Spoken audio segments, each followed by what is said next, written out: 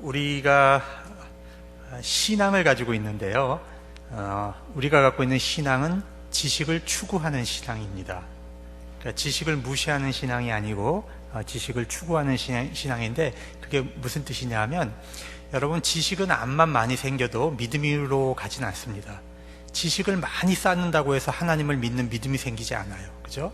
그러나 우리가 믿음이 생기면 그 다음부터는 하나님을 더 알고 싶어집니다. 이게 너무나 당연한 이치죠. 사랑을 하게 되면 자기가 사랑하는 파트너와 상대자를 궁금해지기 시작합니다. 막 알고 싶어지고, 보고 싶고, 어떤 배경에서 자랐을까, 누구일까, 막 알고 싶어지고, 따지고 싶어지죠. 신앙도 그래요. 우리가 믿음이 생기면 우리가 믿고 있는 것에 대해서, 우리가 믿는 하나님에 대해서, 우리가 믿고 있는 이 교회에 대해서, 이 모든 것에 대해서 추구하게 되어 있습니다. 그래서 우리가 갖고 있는 신앙은 지식을 추구하는 신앙이 되어야 지극히 정상적인 신앙입니다. 그래서 지식을 무시하는 신앙이 되면 그건 발전이 없는 신앙이고요. 지식을 추구하는 신앙입니다. 자, 오늘 4강인데요. 오늘 배우려고 하는 말씀은 이제 삼위일체론하고 기독론, 삼위일체론과 기독론을 우리가 이제 배우려고 하는데, 이 삼위일체론과 기독론은 기독교 신학의 두 개의 기둥입니다. 이게 무너지면 기독교는 다 무너져요. 가장 핵심적인 그 내용입니다. 그래서 이 부분이 얼마나 중요한가 하는 것을 배우려고 합니다. 오늘 읽은 본문 말씀에서 주로 이제 성경님을 말씀하시는 거지만, 사실은 여기에 삼위일체가 다 들어가 계세요. 내가 그랬는데, 내가는 누구죠? 예수님. 아버지께, 아버지 누구죠? 성부 하나님. 그 다음에 보혜사 누구죠? 성령 하나님. 그래서 이 메시지 안에 성부, 성자, 성령 하나님이 다 들어가 계세요. 그래서 이제 이걸 본문으로 택했고요. 보겠습니다. 우리가 지난 주일은 이제 복음이 유대교 문화를 벗어나서 헬라 문화로 들어갔어요. 그죠? 헬라 문화에 들어가면서 313년 콘스탄틴 황제가 이제 기독교 박해를 중지하고 기독교를 인정하기 전까지 있었던 박해와 초기의 이단에 대해서 우리가 공부를 했습니다. 그런데 이제는 국가와 교회가 한 몸이 돼 버렸어요. 국가와 교회가 한 몸이 되니까 이제는 뭐 모든 게 편하죠. 국가가 뭐 이제 정부 돈으로 교회도 지어주고, 목회자들 월급도 국가가 주고, 모든 걸 다 주는데, 여러분, 그게 좋은 것만은 아닙니다. 이제 모든 것을 교회가 국가에 의존하게 되면서 영적인 문제를 영적으로 안 풀고 뭐로 풀게 되죠? 정치로 풀려고 하게 돼요. 그래서 교회가 정치에 밀착하고 달라붙으면 항상 교회는 부패하게 돼 있어요. 이 신앙의 문제를 신앙으로 안 풀고 정치로 푼단 말입니다. 이게 이제 교회가 타락하기 시작하는데, 자, 313년에서 451년 사이에 이제 교회가 심각한 이단과의 투쟁이 벌어져요. 이 시기에 삼위일체 신앙과 기독론이 다 결정이 돼 버립니다. 그래서 이 시기가 굉장히 중요한 시기입니다. 자, 우리가 사진 한번 보세요. 저기서 빨간색으로 있는 부분과 주황색으로 있는 부분 두 파트로 나눠지죠. 조기가 있는 색깔 쳐 있는 데가 바로 로마 제국입니다. 이 로마 제국은 크게 두 파트로 나누어지는데, 이 이탈리아 반도를 중심으로 지금 북쪽에서 남쪽까지 그러니까 북아프리카까지 잘라서 왼쪽을 뭐라고 부르냐면 서로마라고 불러요. 서로마. 그래서 저 서로마 지역에 있는 교회를 우리가 서방교회다 그렇게 하는 겁니다. 서방교회. 그리고요, 그 오른편으로 있는 교회를 우리가 이제 동로마, 그래서 저쪽에 있는 교회는 동방교회다 이렇게 부르는 겁니다. 그런데 저 동방교회하고 서방교회가 저 당시에는 5개의 중요한 교회, 큰 교회 지역이 있었습니다. 지역이. 그래서 제일 큰 지역이 어디냐? 로마입니다. 로마. 로마는 저 서방교회 전체를 관장하는 이제 제일 큰 중심지고요. 그 다음에 로마에서 조금 오른쪽으로 가면 보이실지 모르지만 콘스탄티노플이라고 보이죠? 예, 저기가 바로 이제 또 하나의 중심지고요. 세 번째 중심지는 어디냐면 조금 밑으로 내려가면 안디옥이 있죠. 네, 안디옥. 자, 그 다음에 조금 더 내려가면 예루살렘. 그 다음에 이집트의 알렉산드리아. 이렇게 5개의 교구가 있었습니다. 지금으로 말하면 교구인데 이제 우리는 관구라고 얘기해요. 굉장히 큰 관할 구역이 있었던 겁니다. 그런데 보세요. 로마 교회. 이 로마 교회는 서방 교회의 중심지입니다. 그러면 왜 로마가 서방 교회의 중심지냐? 여러분, 그 옛날 시대에는요, 순교자가 많이 나오면 그 지역은 굉장히 영적으로 특별한 지역으로 생각이 되는 곳입니다. 로마는 박해가 많았던 곳이잖아요. 특별히 순교자가 굉장히 많이 나왔어요. 그런데 순교자 중에서도 정말 중요한 순교자가 두 사람 있는데, 사도 누구죠? 베드로와 바울이 로마에서 순교했어요. 그러다 보니까 많은 사람들이 이 두 사도의 순교지인 로마에 대해서는 특별한 의미를 부여하기 시작을 합니다. 그래서 순교자, 특히 두 명의 핵심 사도가 순교한 이 로마 지역은 그 가장 높은 권위를 갖는 지역으로 그렇게 이제 평가를 받게 되는 겁니다. 그 다음에 이제 콘스탄티노플은 동로마의 수도였기 때문에 두 번째로 중요한 곳이었고요.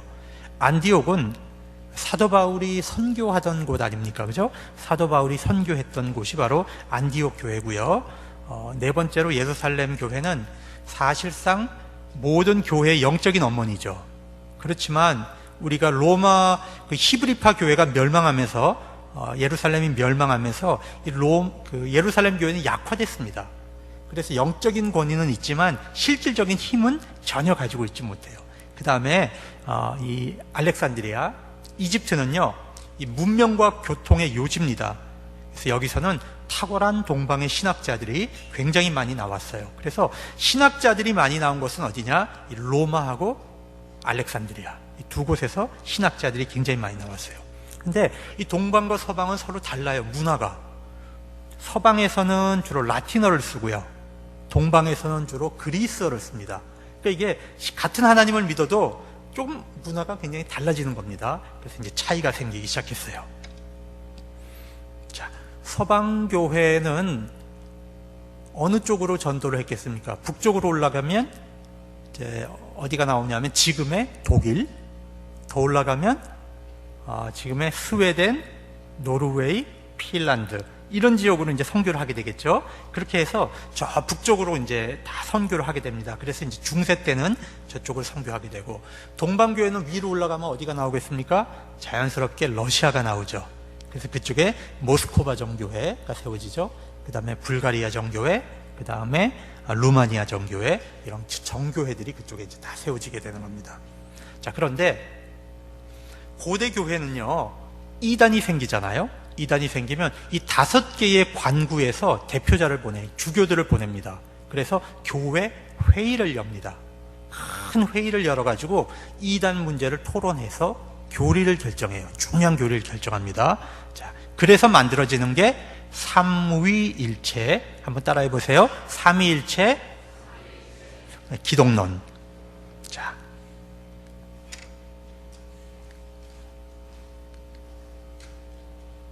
잘 안 보이네요. 자, 우리 한번 같이 사도신경에 대해서 이제 한번 같이 읽어보겠습니다. 시작. 나는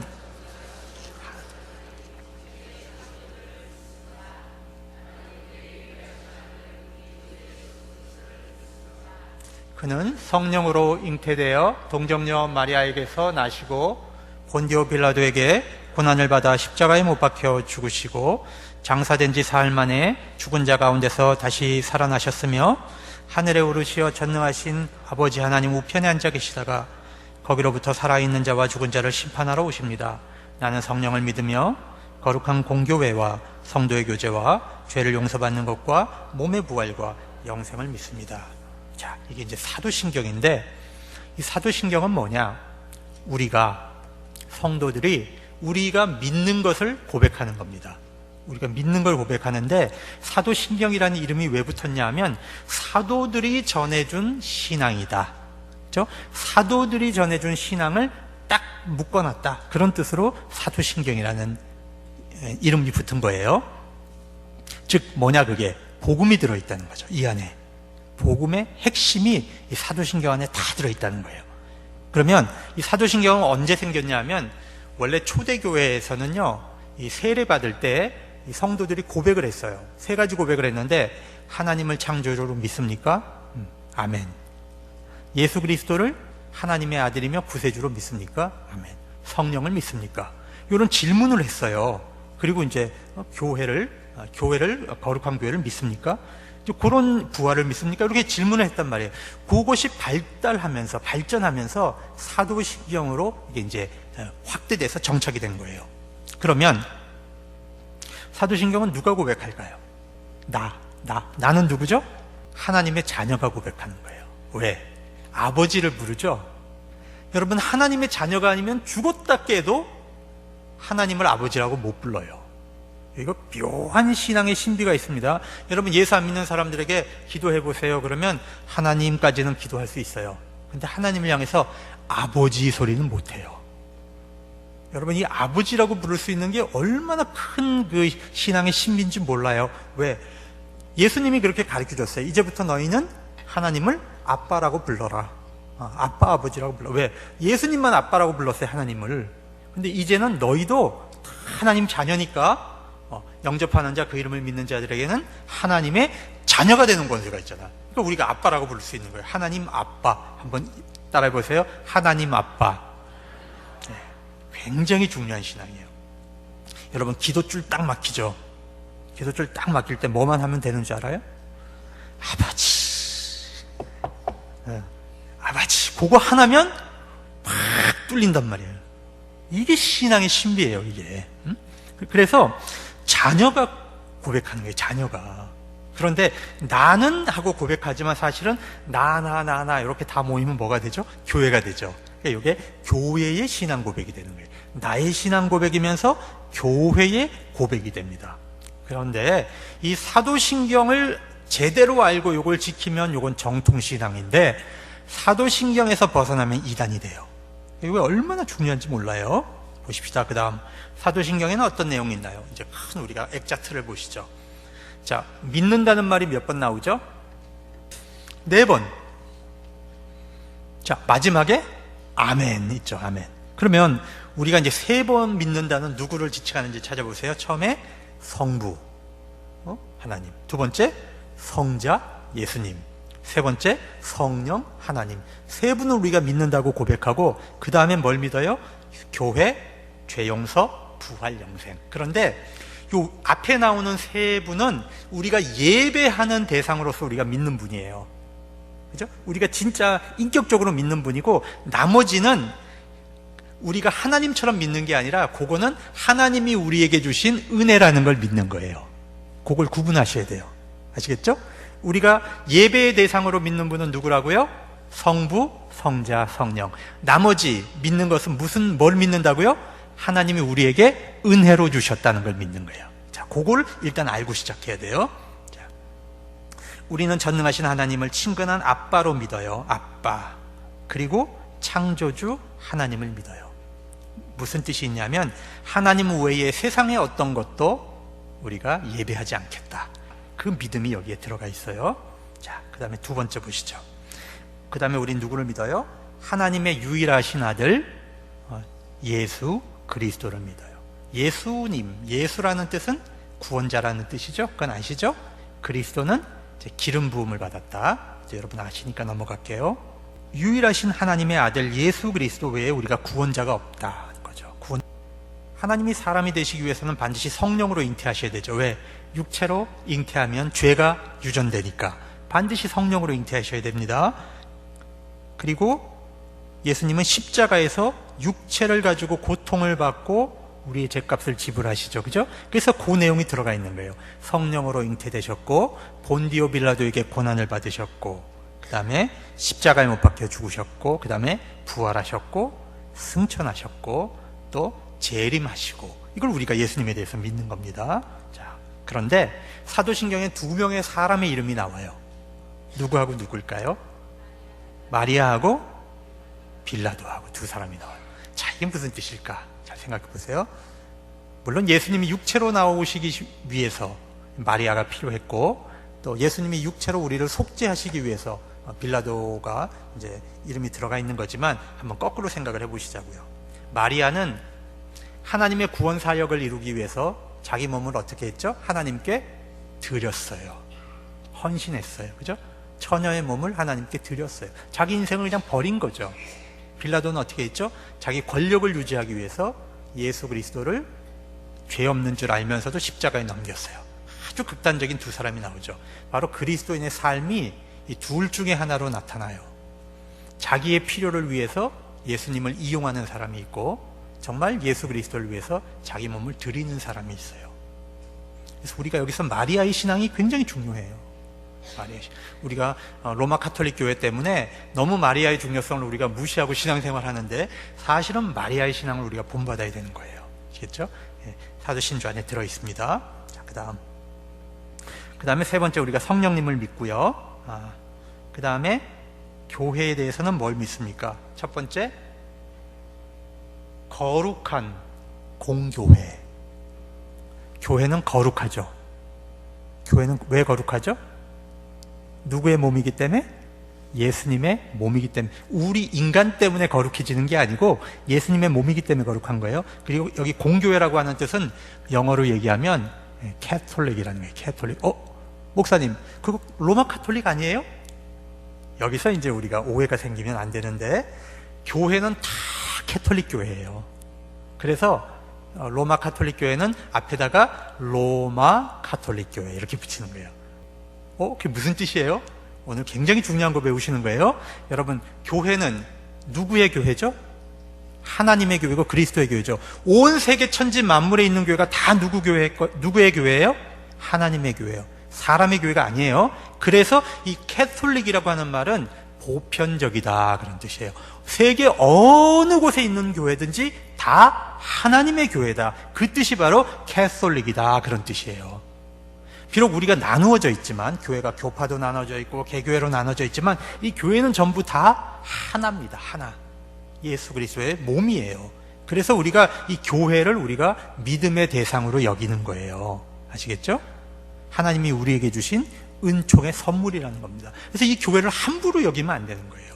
자, 한번 따라 봅시다. 거룩한 공교회. 로마 카톨릭 교회만 카톨릭을 쓸 수 있는 게 아니고 개신교회도 다 쓸 수 있는 거예요. 우리가 그걸 오해하지 마세요. 그 다음에 우리에게 또 뭐를 믿어요? 성도의 교제를 믿어요. 우리가 그런데 교제는 이렇게 살아있는 사람들하고만 교제하는 건 아니고요. 우리가 추모 예배 드리잖아요. 그죠? 추모 예배 드리면 이미 하나님 품 안에 가 계신 성도들하고도 우리가 눈에는 안 보이지만 사실은 영적인 교제가 있어요. 우리 안에. 그것을 잘못 가르치면 어떤 문제가 생기느냐? 카톨릭에서 하늘에 가 있는 성자들이 우리를 위해서 하나님께 빌어준다, 이런 교리가 이제 나오게 되는 거예요. 카톨릭에서는 이 성도의 교제가 확대되면 이제 그렇게 돼요. 그런데 우리는 이제 그걸 안 믿으니까 우리는 다만 성도가, 살아있는 성도들끼리 다 교제하고 영적인 교제가 일어난다, 우리 안에. 그걸 우리는 신앙 고백으로 믿는 겁니다. 그 다음에 죄 용서, 부활, 영생을 믿는 거예요. 자, 이것이 바로 우리가 믿고 있는 바를 다 묶어놓은 겁니다. 자, 다시 한번 정리합시다. 처음에 세 개 믿는 것은 뭘 믿죠? 성부, 성자, 성령. 그 다음에 나머지 세 개 믿는 것이, 네 개 믿는 것 뭐죠? 자, 거룩한 공교회와 그 다음에 죄 용서, 몸의 부활, 영생, 이걸 믿는다는 것이 바로 우리 복음의 핵심 내용이에요. 자, 그러면 우리가 이제 삼위일체론으로 한번 넘어가 봅시다. 세계에는 유일신 종교가 세 개 있어요. 첫 번째는 유대교, 두 번째는 기독교, 세 번째는 이슬람교입니다. 어떤 경전을 쓰나 봅시다. 유대교는 구약을 씁니다. 기독교는 신구약 성서를 다 씁니다. 이슬람은 구약의 일부와 이제 코란을 씁니다. 그러면 뭐가 다르냐? 같은 유일신인데 뭐가 다르냐? 다른 게 제일 결정적인 게 있어요. 유대교와 이슬람은 삼위일체를 안 믿어요. 오직 기독교회만 삼위일체를 믿는 겁니다. 그러면 이 삼위일체 신앙을 갖는 것인데 그게 무슨 뜻이냐? 예수 그리스도와 성령님을 하나님으로 고백한다는 뜻이에요. 성부 하나님, 성자 하나님, 성령 하나님을 같은 한 분 하나님으로 고백한다는 것이 바로 이 기독교가 다른 종교와 유신 종교와 틀린 점입니다. 그러면 여호와 증인은 왜 이단이냐? 여호와 증인은 예수 그리스도를 하나님으로 믿지 않아요. 그래서 이단인 겁니다. 하나님은 어떻게 한 분이면서 세 인격을 갖고 계시는가? 이게 어떻게 삼위로 활동하시는가, 이거를 아는 것은 굉장히 힘듭니다. 신앙의 신비예요. 여러분, 기독교 신학에서 제일 힘든 게 뭔지 아세요? 삼위일체론이에요. 이건 아무도 못 풀어요. 다만 우리는 뭘로 알 수 있느냐, 성경에 나오니까. 성경에 삼위일체란 표현은 없어요. 그러나 아버지와 아들과 성령은 하나다. 그렇기 때문에 우리가 그걸 믿는 거예요. 또 어떻게 알 수 있느냐, 삼위일체를 제일 우리가 잘 알 수 있는 것은 예배 때, 기도할 때 알아요. 자, 우리 기도한다고 생각해 보세요. 제일 먼저 누구 부르죠? 하나님 아버지. 그죠? 우린 끝에 예수님의 이름으로 기도합니다. 그 과정에서 우리의 기도를 누가 인도하셔? 하나님께 성령이 인도하셔. 우리가 딱 기도할 때 삼위일체 하나님이 함께 하시면 우리가 느낀단 말이에요. 영으로 느끼는 거예요. 영으로. 또 우리가 예배할 때 우리가 하나님께 예배하지만 우리는 사실 그 안에서 아들과 성령님을 같이 예배하잖아요. 우리가 이걸 영으로 느끼는 거지, 이걸 이론으로는 참 설명하기 힘든 거예요. 자, 그래서 하나님에 대해서 100% 알려고 하지 마라. 왜? 교만. 다만 성경에서 하나님이 요만큼 보여주시면 그만큼만 알면 돼. 그만큼 알면. 너무 많이 알라 그러면 이게 시험에 빠져요. 옛날에 이제 그런 말이 있어요. 칼빈 선생님 얘기인데, 아주 못된 꼬마가 있었대요. 그래서 교회에 경건한 장로님한테 가가지고, 장로님 질문이 있어요. 뭐냐, 하나님께서 천지를 창조하시기 전에 뭘 하고 계셨을까요? 이 경건한 장로님이 이렇게 계시다가, 야 이놈아, 너같이 쓸데없는 거 고민하는 놈을 위해서 지옥을 만들고 계셨다. 그렇게 답을 했다고 해요. 그러니까 우리가 성경이 알려주는 만큼 아는 거예요, 하나님에 대해서. 자, 그러면 서방의 삼위일체론과 동방의 삼위일체론이 조금 다른데, 서방은 뭘 강조하느냐 하면요, 하나님은 한 분이신데 어떻게 삼위로 활동하시는가, 하나님은 한 분인데 어떻게 삼위로 활동하시는가, 이렇게 설명을 해요. 근데 동방교회는 어떻게 설명을 하냐면, 하나님은 삼위인데 어떻게 한 분이 되시는가, 이렇게 설명을 합니다. 굉장히 재밌죠? 똑같은 하나님을 설명하는 방법이 그렇게 차이가 있다는 거예요. 그래서 서방교회를 먼저 설명하면, 한 분 하나님을 강조하면서 성부, 성자, 성령을 구분하지 않으면 이단이 돼요. 제가 설명을 한번 드릴게요. 양자론이라는 이단이 있는데, 이건 뭐냐면 예수님은 사람이었다는 거예요.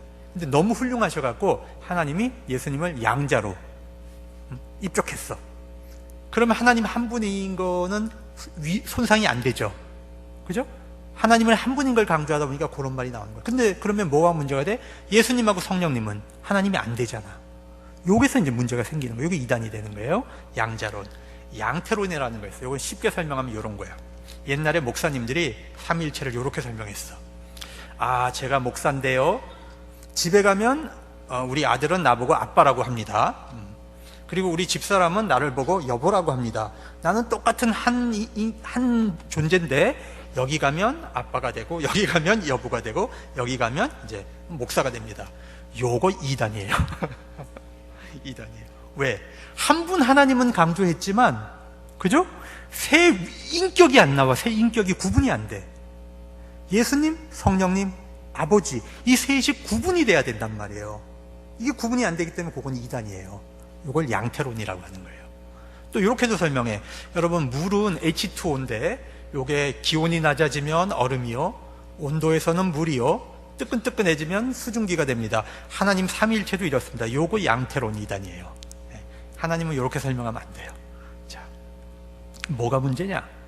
여러분, 하나님은 한 분인데 예수님으로 쫙 변장해서 나타나면, 십자가에 못 박혀 돌아가신 분은 누구예요? 성부 하나님이 십자가에 못 박히셨어요? 아니잖아요. 예수님이라는 인격이 못 박혔잖아요. 그렇기 때문에 이런 양태론 이단이 돼버리면 성자 예수님의 십자가 고난이 다 무효가 돼버려요. 그래서 이게 안 되는 거예요. 이해가 되세요? 그래서 양태론은 이단이다 합니다. 자, 그다음 서방에 터툴리안이라는 이제 신학자예요. 옛날 터툴리안이라는 분인데, 이분은 이렇게 설명을 했어요. 성부, 성자, 성령, 이 하나님은 본질이 같으셔. 본질이. 그래서 하나님도 하나님이요, 아버지도 하나님이요, 아들도 하나님이요, 성령도 하나님인데, 아버지와 아들은 같은 본질은 같지만 위격이 서로 달라. 아버지와 성령님도 구분이 돼. 인격이 달라. 또 아들과 성령님도 인격이 다르다는 거예요. 이렇게 구분이 된다는 거예요. 그래서 한 본질에 세 인격이 있다. 그래서 삼위일체다. 이런 말을 터툴리안이라는 신학자가 처음 쓴 거예요. 자, 그럼 우리가 동방을 가볼게요. 동방은 어떻게 설명한다고요? 삼위, 하나님의 세 위격이 어떻게 한 분이 되는가 하는 거예요. 자, 그래서 오리겐이라고 하는 분이 있었는데, 이분은 이제 삼위일체론에서 이단설이었는데 어떻게 생각했냐면 계급처럼 생각해요. 계급. 하나님은 대장이야. 별 4개야. 예수님은 별 3개야. 성령님은 별 2개야. 서로 종속돼. 그 안에 이렇게 종속되는 거예요. 차곡차곡 순서가 있다는 거예요. 계급이. 그거는 이단이에요. 그건 종속론의 이단이에요. 자, 그래서 이런 사상을 받아들인 그 아리우스라는 사람이 있었어요. 이 아리우스가 이단인데 뭐라고 주장을 했냐면, 자, 하나님보다 예수님이 한 끗발 낮으니까 예수님이 안 계신 때도 있었다는 거예요. 그래서 하나님이 예수님을 만드신 거예요. 그러니까 예수님은 피조물이 됩니다. 그리고 하나님과 성자 예수님은 본질이 달라. 비슷한데 달라. 자, 요게 이제 요런 주장을 하게 된 거예요. 이거 이단인데. 그래서 아타나시우스라고 하는 이제 그 신학자가, 교부가 이렇게 주장합니다. 성자가 피조물이면 우리는 구원받을 수 없다. 예수님도 피조물이고 우리도 피조물이면 피조물이 어떻게 피조물을 구원하냐. 우리가 구원 못 받는다는 거예요. 그리고 하나님이 성육신 하셔야만 우리가 구원받을 수 있다. 또 그래서 하나님과 예수님은 본질이 같으신 하나님이다. 그렇게 주장을 하게 되는 겁니다. 이렇게 해서 이것이 바로 이제 정통교리로 인정이 됩니다. 그래서 니케아 공의회라고 하는 데서 바로 한번 따라해 봅시다. 하나님과 예수님은 같은 하나님이다. 결정이 되는 거예요. 그러면 이제 한 분 또 남았죠. 누구? 성령. 성령 이단론자들이 있었어요. 성령 이단론자들은 뭐라고 얘기했냐면, 좋아, 하나님과 예수님이 하나님인 건 인정하겠는데 성령은 아니야. 성령은 인격체가 아니고 기야. 기. 하나님으로부터 나오는 기기 때문에 그 기를 하나님이라고 할 수 없어. 그렇게 주장하는 이단이 있었단 말이에요. 그래서 그 이단 때문에 또 교회가 다 모여가지고 이제 회의를 해가지고 이제 결정을 했는데, 무슨 결정을 했냐면 한번 따라합시다. 성령은 성부로부터 나와서 성부와 성자와 함께 예배를 받으신다. 예배를 받으시면 하나님이에요, 하나님이에요? 하나님이에요. 그래서 성부, 성자, 성령, 하나님은 같은 본질이 같으신 하나님이라고 이렇게 결정을 하게 되는 거예요. 어려워요? 어려워요. 어려운 건데, 그래서 제가 처음 전제했죠. 이걸 이론으로 알면 복잡해. 뭐 할 때 알 수 있어? 기도할 때. 기도할 땐 삼위일체 하나님이 우리한테 딱 나타나시는 거예요. 아시겠죠? 그래서 우리가 예배가 중요한 거예요. 신학보다 중요한 게 뭐다? 예배다. 예배가 살아야 신앙이 사는 거예요. 신학은 그냥 도와주는 거예요. 예배를 도와주는 거예요. 워낙에 옛날 사람들이라서 뭐 사진이나 이런 걸 안 남겨놨고요. 이 동방의 이제 교회들은 그 자기 교부라 그래요. 교부. 교회의 아버지, 이 교부들을 이제 그림으로 이렇게 이제 남겨놓는데, 이걸 아이콘이라고 합니다. 그 사람들은 아이콘을 그려가지고 남겨놨는데, 이 사람이 이제 아타나시우스라는 이제 유명한 교부입니다. 그리고 요게 이제 니케아 공의회라고 하는 공의회입니다. 여기서 아리우스를 이단으로 이제 정죄하고 예수님을 하나님으로 결정하는 거예요. 그 다음에 요건 이제 니케아 신조인데, 요 가운데 있는 사람 있죠. 맨 가운데 누굴까요? 이 사람은 황제예요. 콘스탄틴 황제입니다. 그러니까 콘스탄틴 황제가 살아 있을 때 이게 결정이 된 거예요. 이런. 그리고 요 세 사람의 이제 동방 교부들은 이 성령님도 하나님이다. 이제 그걸 결정하는데 신학적으로 큰 공헌을 했던 이 세 사람의 이제 신학자인데, 그냥 넘어가겠습니다. 그래서 요 이제 381년도에 이제 신앙 고백서를 만들어요. 그걸 따라해 봅시다. 니케아 신조. 니케아 신조. 그래서 요 니케아 신조는 어떤 신조냐면 동방교회와 서방교회가 다 합쳐갖고 결정한 신앙 고백이에요.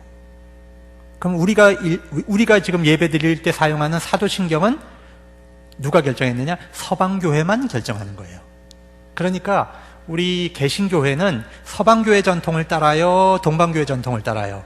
우리는 서방교회 전통을 따르는 거예요. 왜냐하면 로마 카톨릭 교회로부터 우리가 분리했기 때문에 그 서방교회 전통을 따라서 우리는 예배 드릴 때 사도신경을 쓰는 겁니다. 그런데 동방교회와 서방교회가 함께 예배 드리거든요. 함께 예배 드리게 될 때는 뭘 쓸까요?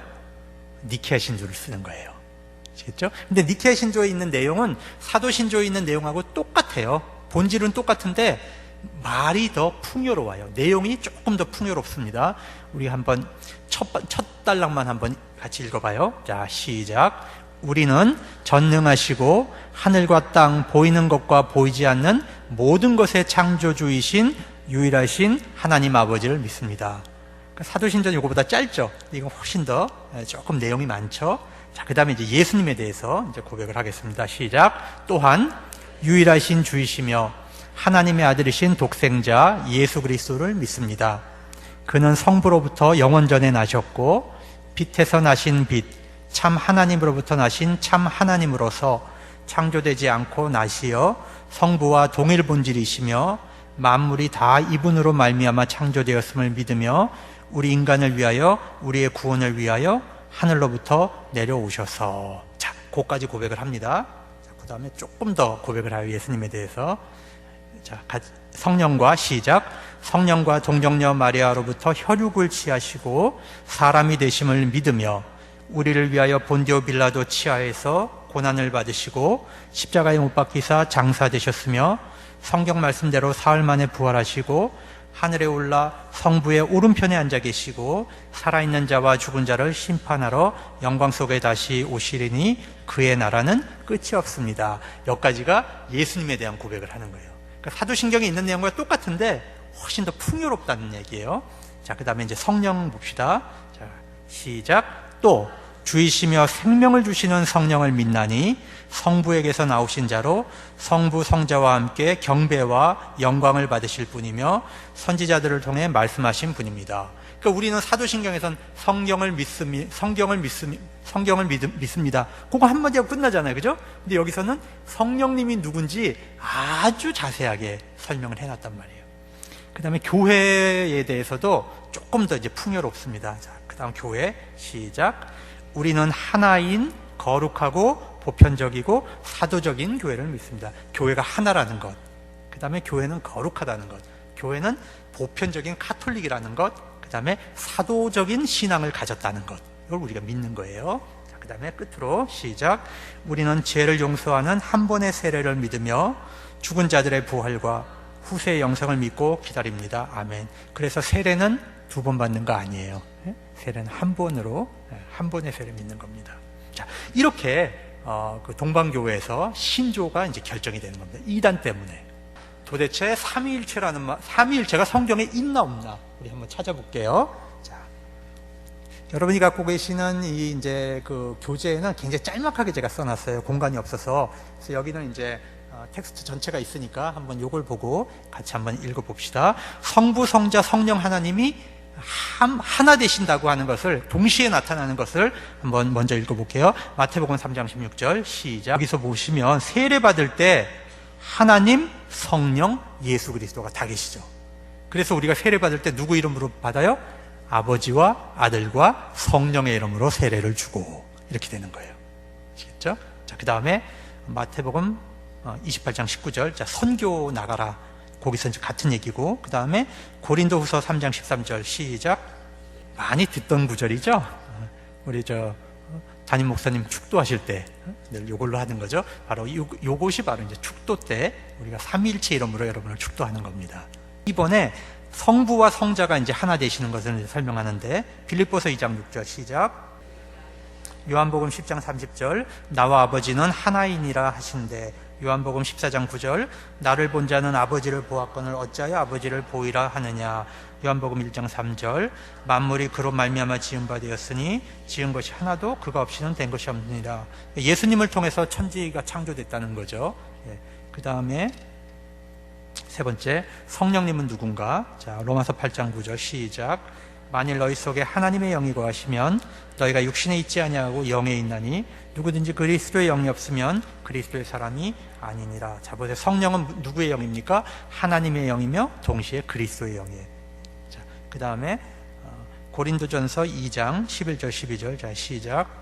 사람의 사정을 사람 속에 있는 영 외에 누가 알리요? 이와 같이 하나님의 사정도 하나님의 영 외에는 아무도 알지 못한다. 우리가 세상의 영을 받지 않고 오직 하나님께로 온 영을 받았으니 이는 우리로 하여금 하나님께서 우리에게 은혜로 주신 것들을 알게 하려 하심이니라. 아멘. 자, 여러분, 삼위일체가 성경적이에요, 아니에요? 성경적이에요. 아주 성경적입니다. 그렇죠? 네, 성경적입니다. 그래서 여러분, 삼위일체를 거부하는 이단들이 오셔서 여러분을 찾아와서 얘기를 하면 여러분이 여기 성경 구절을 가지고 여러분이 대답하실 수 있어야 돼요. 네? 응답하실 수 있어야 돼요. 자, 우리는 말씀의 검을 가지라 그랬죠? 네, 말씀의 검. 바로 우리가 말씀으로 이단을 우리가 대적해야 되는 겁니다. 그럼 자, 삼위일체의 이제 모습을 한번 보시죠. 이건 이제 우리가 상상력을 동원해서 그려는 겁니다. 그러면 아버지와 아들과 성령은 어떻게 계신가 보시죠. 아들은 아버지 안에 계세요. 아버지는 아들 안에 계시고, 성령님은 성자 안에 계시고, 성자는 성령 안에 계시고, 성령은 성부 안에 계시고, 성부는 성령 안에 계시고, 이걸 서로 이렇게 돼 있죠. 그 안에서 뭐가 생기느냐? 하나님 안에 교제가 일어나요. 교제. 요게 이제 우리가 교회의 친교라는 말을 쓰죠. 코이노니아라는 말을 쓰죠. 이 코이노니아의 본질은 어디서 나오냐면 하나님의 삼위일체 안에서 나오는 거예요. 교회의 코이노니아가 어떻게 일어나는가? 이건 바로 하나님의 삼위 안에서 이 교제가 일어나기 때문에 여기에 우리가 참여하는 거예요. 자, 이 말을 성경이 어디에 나오냐면 요한복음 17장 21절 한번 찾아보세요. 요한복음 17장 21절. 자, 예수님은 누구 안에 계셔요?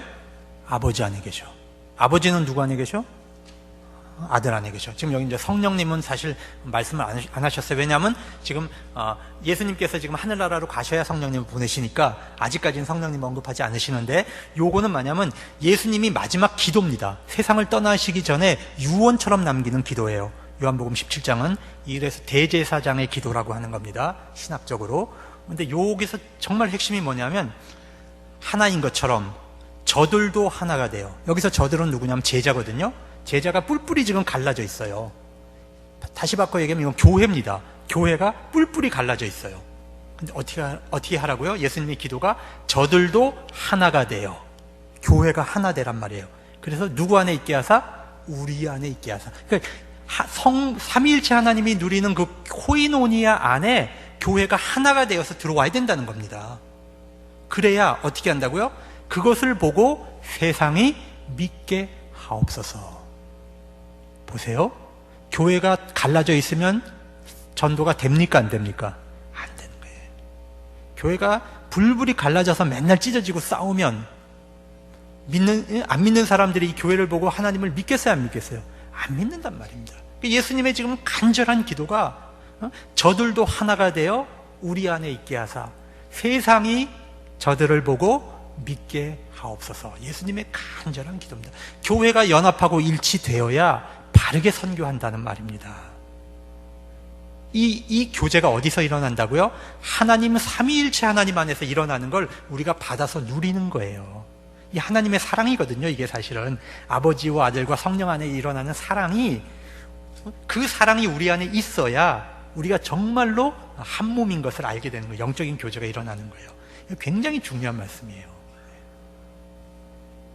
자, 그리고요, 그 옆에 있는 이제 그림은 요건 제가 만든 거예요. 제가 만든 건데, 그러니까 여러분 이거 특허 내야 되는 거니까 여러분 이제 도용해 가지 마세요. 무슨 뜻이냐 하면, 자, 성부, 성자, 성령 하나님은 한 분이죠. 그죠? 그래서 이쪽에 성부, 성자, 성령 한 몸으로 묶여 있는 거예요. 맨 이제 이쪽 그림 보면. 근데 거기서 성부가 창조하셨죠. 세상을. 그러나 아들과 성령님도 함께 창조 세약에 동참하는 거예요. 그러나 우리가 표현할 때는 누가 지으셨다고요? 하나님이 천지를 창조하셨다. 이렇게 표현하는 거예요. 왜? 하나님이 주체가 되셔서. 아버지의 주도적인 사역이에요. 두 번째, 우리를 구속할 때는 누가 십자가에 못 박혔죠? 성자가. 그러나 성자께서 십자가에 못 박히실 때 아버지와 성령님이 함께 사역을 하시는 거죠. 그죠? 그러나 우리는 우리를 위하여 예수께서 십자가에 못 박혔다, 그렇게 고백하는 거죠. 그러니까 우리를 구속하시는 특별 사역은 누가 주도권을 갖고 하셨어요? 아들이 주도권을 갖고 하셨다는 거예요. 자, 세 번째. 자, 성령님의, 이제 삼위일체 하나님에서 성령님은 어떤 일을 하시냐? 우리가 거룩하게 살도록 인도하시죠. 그죠? 성화의 삶으로 인도하셔요. 그러나 아버지와 아들이 함께 일하시는 거예요. 그러나 주도권은 성령님이 갖고 하신단 말이에요. 이렇게 삼위일체 하나님은 한 분이지만 각각 구분되는 고유의 사역을 갖고 계신다는 거예요. 그래서 우리가 삼위일체 얘기할 때는 한 분 하나님인데 삼위가 구분이 된다. 이 안에서 우리에게 우리의 구원 사역이 일어난다는 거죠. 하나님은 우리를 구원하신다는 거예요. 끝으로, 자, 성부, 성자, 성령 하나님이 우리가 이제 재림 때에 마지막 날에 뭘 이루시죠? 새 하늘과 새 땅을 이루셔서 우리를 다 부활시켜서 거기에 참여시키죠. 이게 바로 이제 삼위일체 사역이거든요. 그래서 우리가 하나님을 이해할 때 이렇게 이해하면은 삼위일체 사역을 흔들리지 않고 우리가 이해할 수 있어요. 자, 이제 시간이 많이 됐기 때문에 이제 기독론 이야기는 제가 간단하게만 할게요.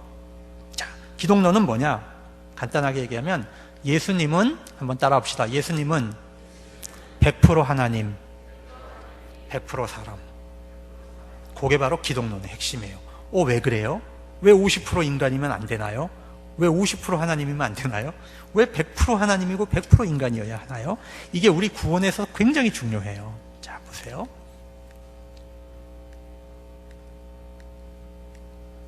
자, 보십시다.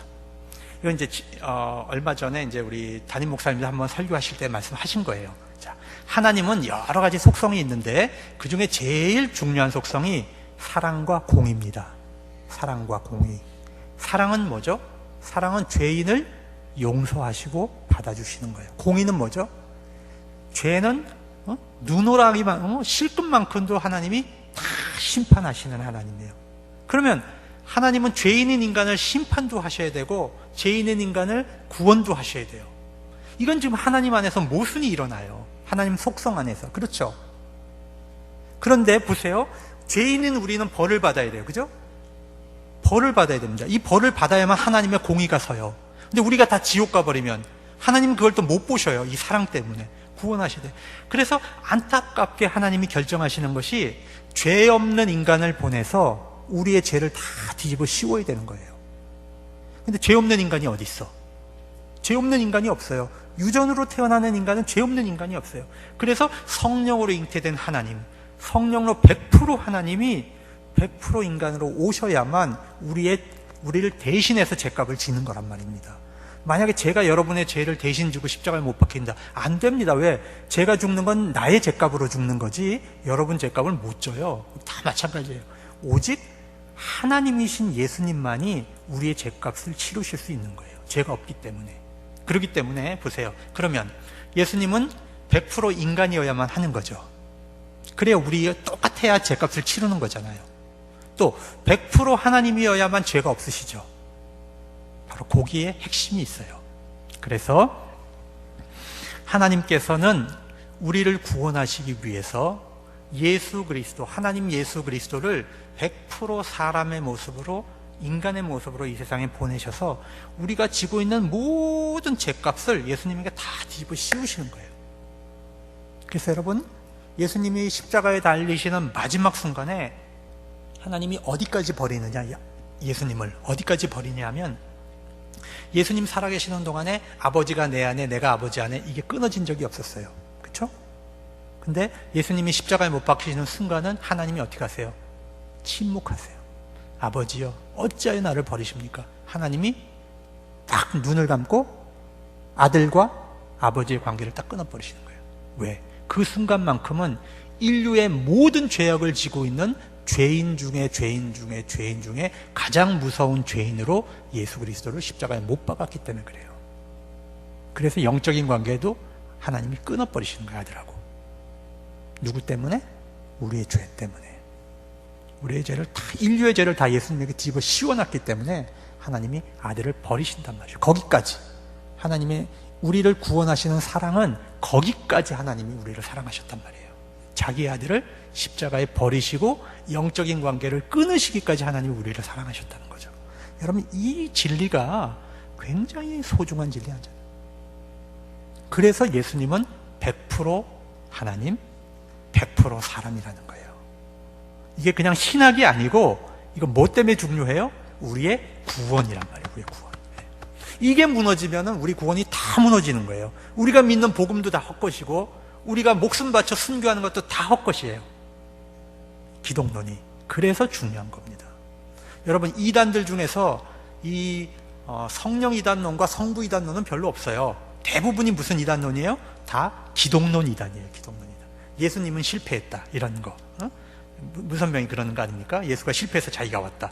이게 다 기독론에서 이단이 많이 나오는 거예요. 그래서 우리가 이 진리를 꼿꼿이 붙잡아야 우리가 복음에 흔들리지 않는 사람이 될 수 있다는 것입니다. 자, 그래서 왜 예수 외에 구원이 없느냐?